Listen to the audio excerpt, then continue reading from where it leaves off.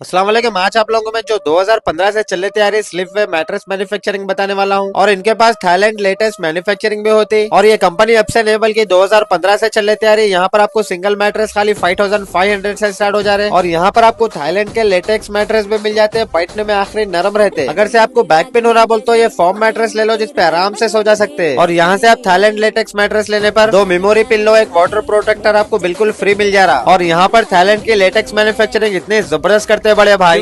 Chairman A18 Telangana news Mohammed Azam Ali.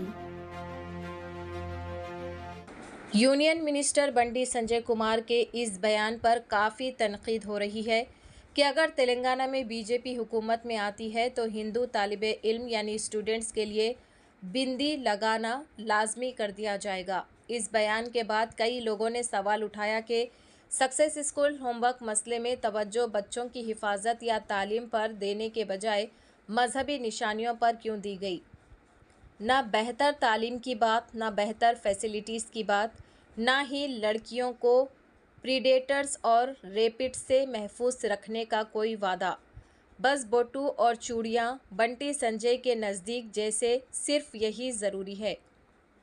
భాగ్యనగర్లోని పాత బస్తీలో success పాఠశాలలో ఆ పాఠశాల యాజమాన్యం హిందూ విద్యార్థులను కల్మా సూరా ఫతే చదవాలని చెప్పి ఒత్తిడి తీసుకురావడం, నేరుగా డైరీలో రాయడం నిజంగా ఇంతకంటే దుర్మార్గం ఇంకోటి కాదు.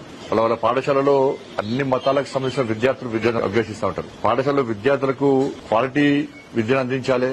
వాళ్ళ దేశానికి ఉపయోగపడే విధంగా, సమాజానికి ఉపయోగపడే విధంగా విద్యార్థులను తయారు చేయాల్సిన ఆలోచన ఉండాల్సిన యాజమాన్యం దానికి విరుద్ధంగా వారి యొక్క మత విశ్వాసాలను, వారి యొక్క మత ఆచార వ్యవహారాలను ఇతర మతస్థులకు సంబంధించినటువంటి విద్యార్థుల మీద ఒత్తిడి తీసుకురావడం నిజంగా ఇంతకంటే దుర్మార్గం ఇంకోటి కాదు. ఇవాళ ఎవరు చూసి ఈ విధంగా బరిదగించి ఇతర మతాలకు సంబంధించిన విద్యా సంస్థలు రెచ్చిపోతున్నాయో ఒక్కసారి ఆలోచించాల్సిన అవసరం ఉంది. పాత బస్తీ ఎవరి జాగిరి కాదు, ఎవరి తాదాసి కాదు, ఎవరి ప్రాంతం కాదు. ఈ పక్క పాత బస్తీ హిందువులది.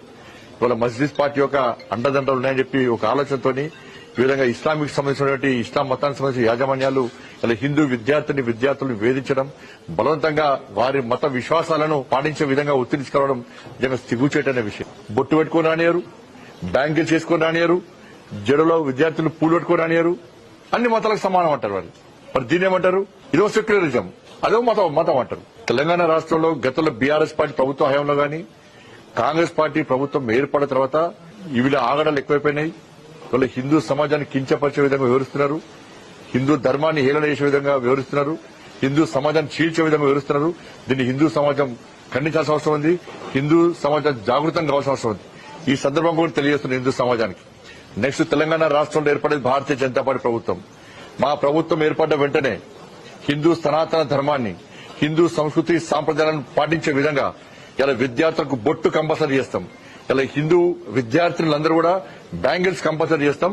హిందూ సనాతన ధర్మాన్ని, హిందూ సంస్కృతి సంప్రదాయాలను ఏ విధంగా ప్రచారం చేస్తామో ఆ విధంగా ప్రచారం చేస్తాం.